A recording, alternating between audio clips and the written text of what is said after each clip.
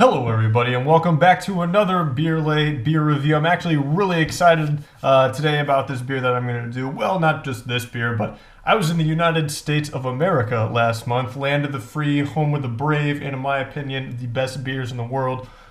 There's going to be mixed feelings on that, but I'll get back to that point in a little bit.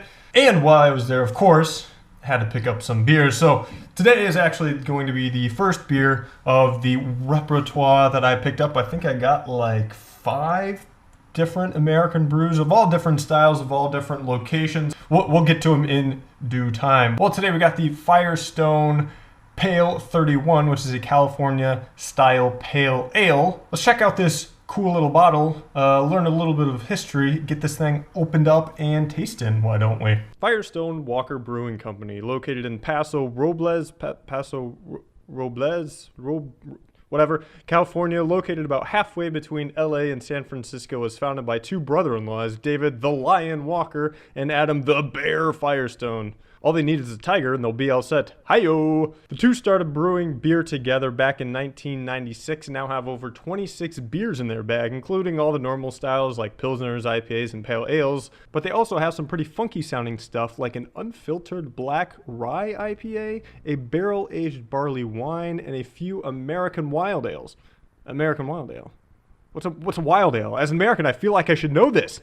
But this really shouldn't come as a surprise that these guys have a lot of different stuff fermenting in their basement. The Lion, David Walker, after all, is from England, and the brewery is located in the heart of Californian wine country. So they've got a lot of different influences coming in from all over the place that are having an effect on how and what they brew. So just a quick look at this bottle. It's a 12-ounce bottle. We're not dealing with liters, but of course, we're from the United States. It's got this nice gray logo. If you guys go look on their website, pretty much all their beers have these gray logos, and then they have like these gold accents because of course this is a California beer. It is the Golden State with the bear and the lion on it, which is a really nice accent. So let me just read real quick the description on their website.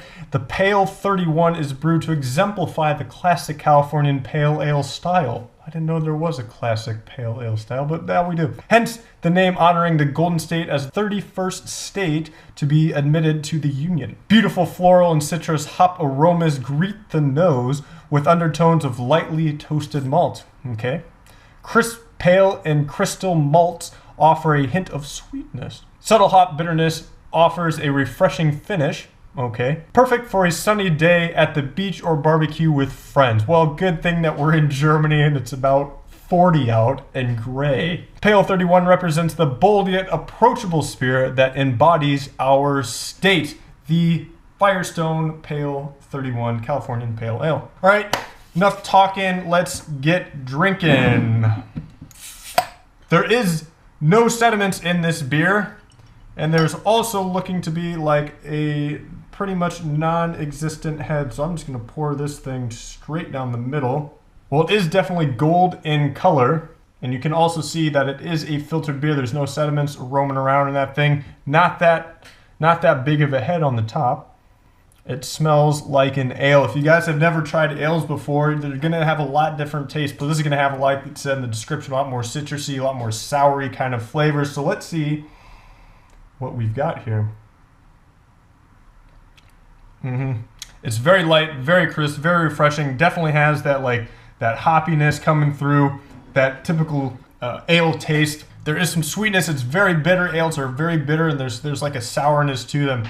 So I'm going to keep drinking this beer, but I'm not going to be talking about this beer as much in this episode as I might have in past episodes. Rather, I would like to talk about the beer culture in the United States.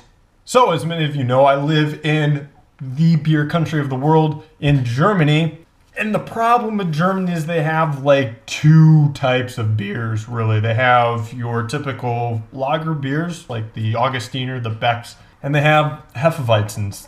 Yes, I'm oversimplifying. Yes, there are different types. There's Bocks, there's Zwickels, there's Dunkels, and other stuff. But for the most part, there's 2 main types of beers. There's a wheat beer, and then there's Pilsners. They're the best Hefeweizens and the best light beers in the world. However, there's not a lot of creativity, and this is what I like about American beers, is the creativity of the beers.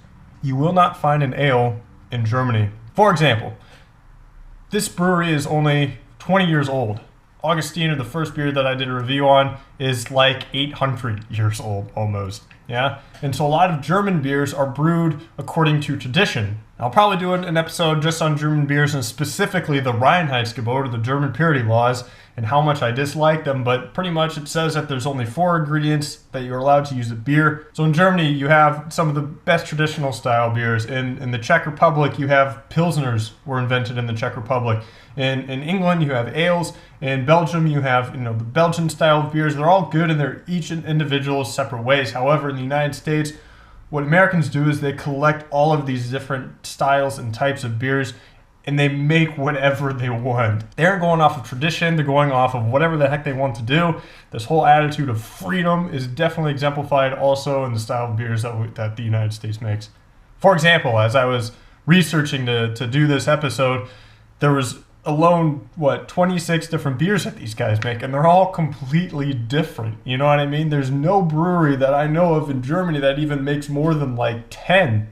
People say, oh, I don't really like beer, but like especially if you're from the United States, well, what kind of beer is actually the question that you got to be asking. Like, what have you tried? Because there's such a huge variety of different types of beers from different breweries. It's just amazing the choice that you have. And yeah, there's some bad beers out there, but for the most part, especially these small microbrews, man, you can't beat them. They're good. In Great Britain and Germany, they're starting to come around to kind of realizing this niche market. I mean, even in the United States, there's only like less than 15% of total beer sales are from craft breweries, even though there's thousands of different craft breweries throughout the United States. Everyone, for the most part, still drinks one of the 3, Budweiser, Miller, or Coors. And I think that's the problem, is that a lot of people, especially outside of the U.S., they think, oh, well, American beers are all crap because they've only heard of Budweiser, Miller, or Coors. However, they've never heard of a Firestone Pale 31, and they never tried it. And they definitely not tried any other 5 or 6 beers that I've tried last month. And that's the thing, is like there's so many different types of beers, you can't have tried them all. And so you can't give this overall rating of American beers of whether they are good or bad, because there's just such a different and huge variety of them. And like German beers, they all have kind of the same taste. Same thing with Czech beers, same thing with Belgian beers. They have this individual kind of taste, give or take a few beers, a few styles. But American beers, you can't say, oh, well, this is an American beer. Am I biased by saying all this? Absolutely. I was born and raised in the United States, lived there for 90% of my lifetime. But you know what? I don't really care. I love American beers. I think they're the best in the world. This is one of many good beers I could recommend. I really want to try some of the other stuff. This is, to be honest with you, this is going to be one of the more boring beers that they have. I mean, it's just a pale ale. I mean, especially like IPAs, it's kind of like the catch-all of craft breweries. They just kind of do what they want, and they all just taste completely different.